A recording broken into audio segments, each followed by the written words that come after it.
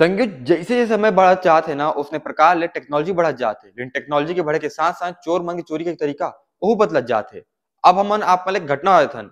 कोरबा में 10 तारीख के यह युवक जेकर नाम रहिसे महेश्वर साहू धुड़ीपारा निवासी है और नगर पालिका निगम में काम करथे, पानी छिड़काव के काम करथे हुआ। लगभग 10:30 बजे अपन घर ले निकले रहिसे अपन काम बर। तो ओई दौरान ओला सेसबी चौक में 4 जन युवक मन मिलथे जेमन नशा के हालत में रथे। ओकर बाद ओ लड़का मन ओला पकड़थे, ओकर बाद ओला घसीट करके रेलवे लाइन तक लेके जाथे। ओकर बाद ओकर संग मारपीट के घटना ला अंजाम देथे। ओला हाथ, लात, मुक्का ले मारथे, ओकर बाद और बेल्ट घलो ले मारथे ओला। ओकर बाद ओकर फ़ोन के पासवर्ड ल खुलवाथे ताकि ये देखे बर पैसा हवे कि नहीं हवे फ़ोन म। पैसा रहिस नहीं है त ओकर जेब में जितना पैसा रथे ओला लूट के भाग जाथे। ओ कथे कि ए जगह ले टस ले मस्त मत होवे। ओकर बाद जो टूरा रहिस है ओ जाथे अपन नगर पालिक निगम म। ओकर बाद अपन गार्ड ल बताथे तो ओमन जाके सिविल लाइन थाना में पूरी शिकायत दर्ज कराथे।